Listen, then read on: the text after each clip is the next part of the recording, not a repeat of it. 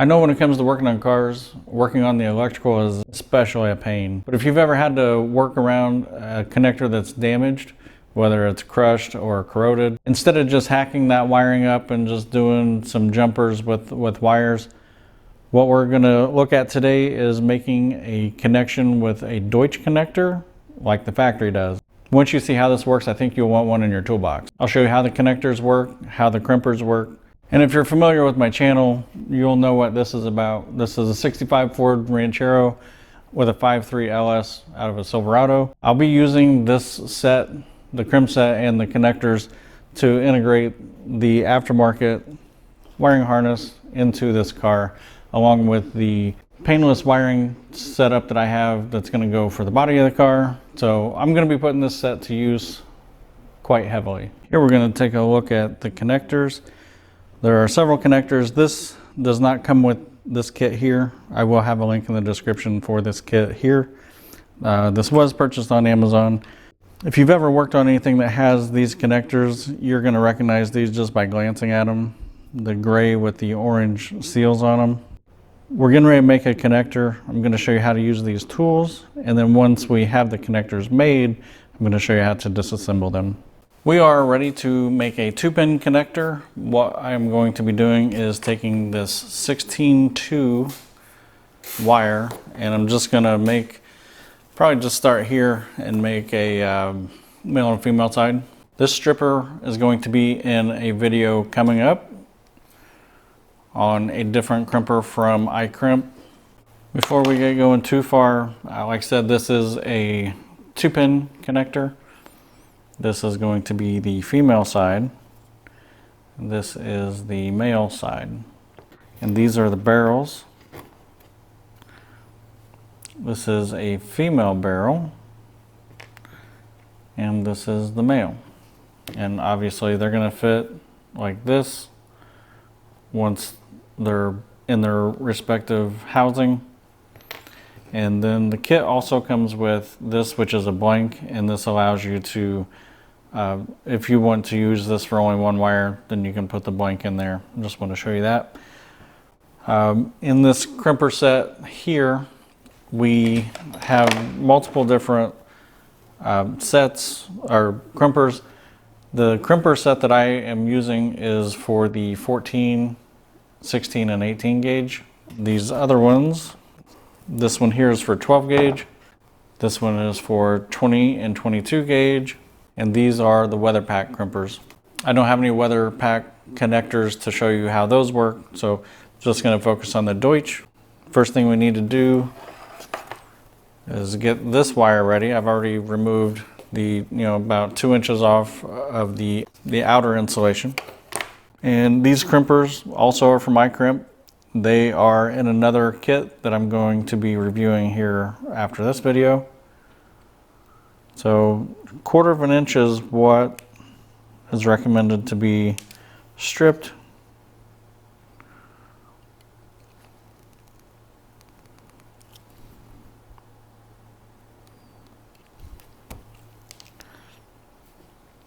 And this side we're going to do the male side.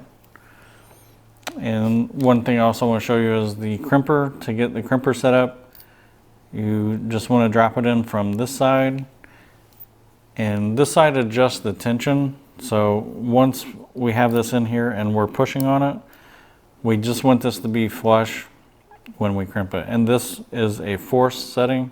If the force needs to be higher, then you're going to move it lower, and if it needs to be less, then you move it up to the 1, from 1 to 7, 1 being the lowest, 7 being the most. So we're going to go ahead and make this first crimp here. We got the wire in, and we're just going to squeeze it, pull it out. Looks good. Now there is a little hole, hopefully you can see it right here, and that just allows us to look in and make sure our wire is past that hole, which it is. We'll go ahead and insert this into the crimper.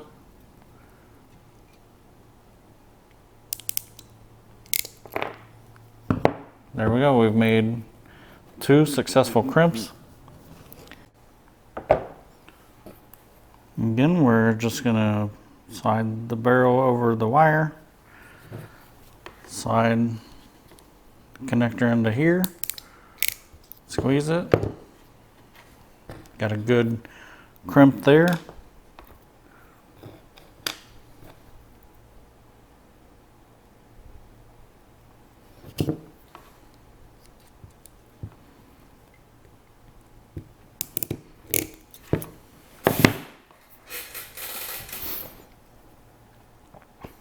Let's poke these through.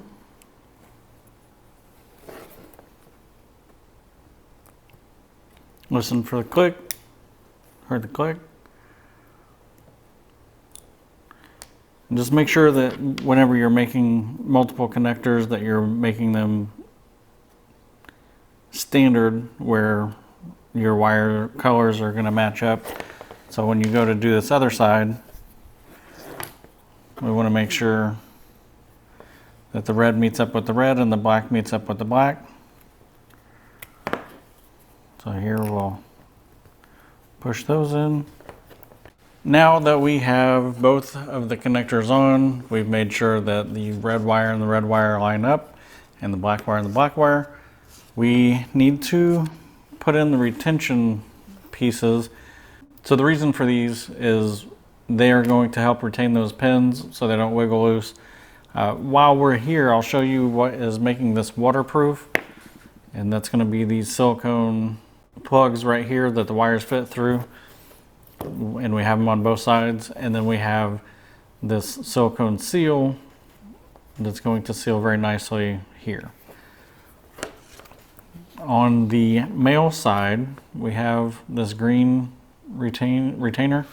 And I don't know if you can see down in there, but we're going to put it in this orientation here. It's going to push the locking tabs up toward the pins and help lock those in. Now the pin removal tool, or the removal tool that comes with this, has this little hook on it, and it's designed for removal by coming in to this little groove. You turn it and then you're going to pull on it to remove it from here if you need to. One nice thing that I've realized with using these is if we have, let's say we have power windows that we're going to add to a vehicle, and we have 2 wires going into the door, and we decide that we want to add power locks and we need 2 more wires. Well, we can disassemble this and then put a 4-pin plug and just add 2 more wires to it, to the circuit, so, or to the plug, to make it easier for disassembly at a later time. So here we're going to go ahead and put these retainers in, and you can kind of see the orientation here, how it's going to go in. So we'll push that.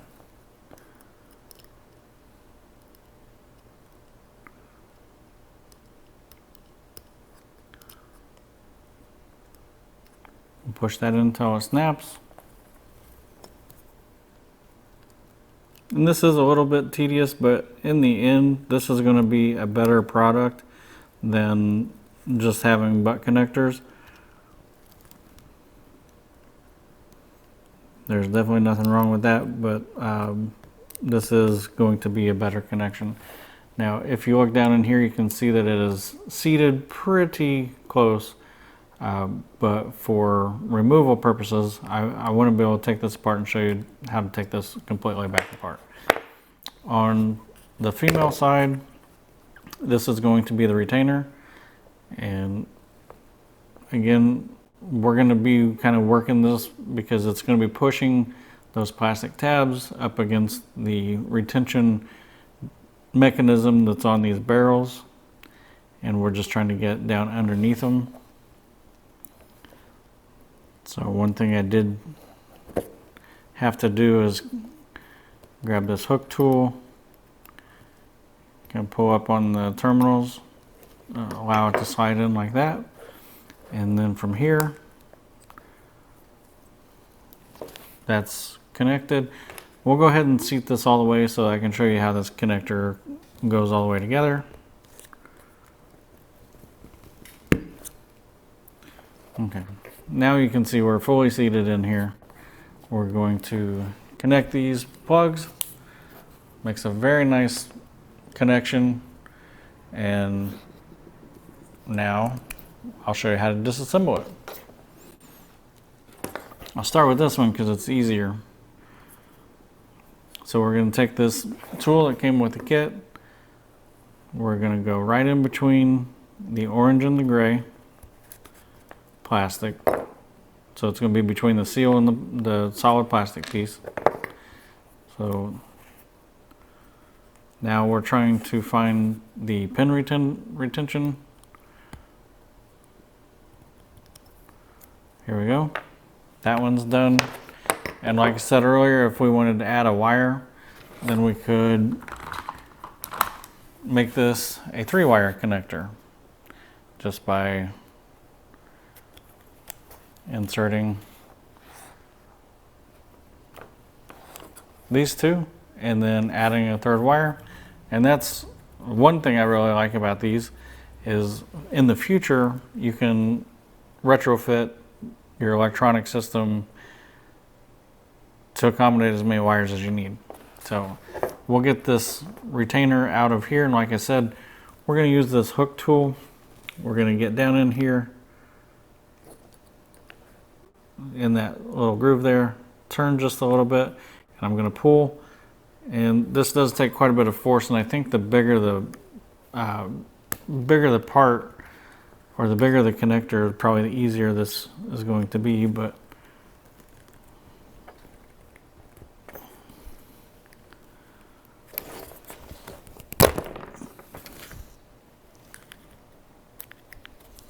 it is kind of difficult. And if I'm doing this wrong and you're watching this video going, oh my gosh, he doesn't know what he's doing, please feel free to put in the comments where I'm going wrong. So we kind of mar this up a little bit when, or at least I did, when removing this. But I'm going to put, well, so you can see I kind of marred this up a little bit, removing it.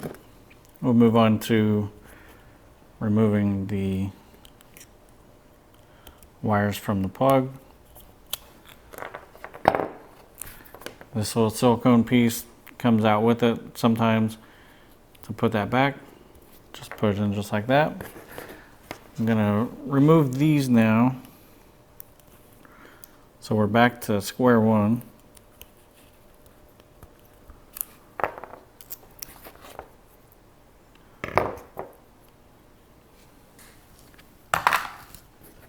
So if you ever have to service the Deutsch connectors,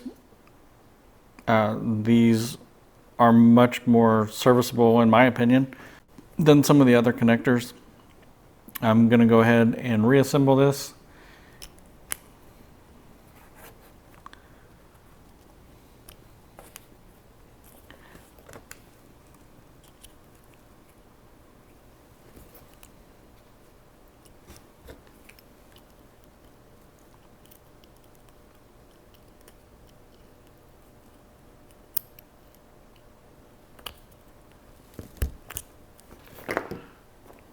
That. We'll put these back in.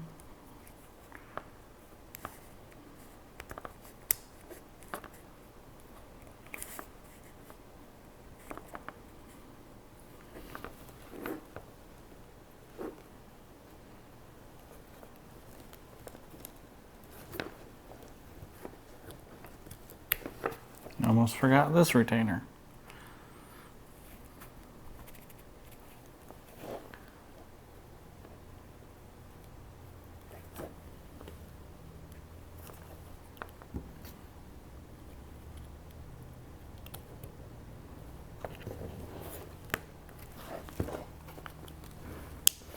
Let's do a quick overview on this connector. Like I said, we've got the seal here, and here. These, once you have this put together, you want to make sure it's not coming apart, which we already checked that on the table when we made the connections. And while making these, you want to make sure that the length of insulation you pull off is the right size. I went a little bit larger than I should have, but it also is falling in behind this silicone seal, so I'm not too worried about that exposed wire. And until you're fully connected, you want to make sure you keep all the terminals clean. Maybe you can hear how tight this seal is. That lets you know that water's not getting in here, gases, any fluids that you don't want to get to these connections should be outside of this connector because of the seal. This is why I believe you're going to want this in your toolbox. If you're in the heavy duty equipment repair, if you're in automotive repair, or if you're just a hobbyist like me where you want to build your own harnesses for your cars, or any other time that you need to make electrical connections, they have a reliable, serviceable connector. Like I mentioned earlier, I only have the Deutsch connectors. I think I'm going to go ahead and buy some of the Weatherpack, and then I'll make another video using the Weatherpack tools. I'd like to hear from you. Drop a comment on the connector types that you've used. If you recommend a different type of connector, or if you can add to the information that I've tried to share here today. If anything looked interesting in this video to you, such as the square body behind me or the Ranchero, feel free to subscribe, check out the channel, whatever you want to do there. And hopefully we'll see you on the next video.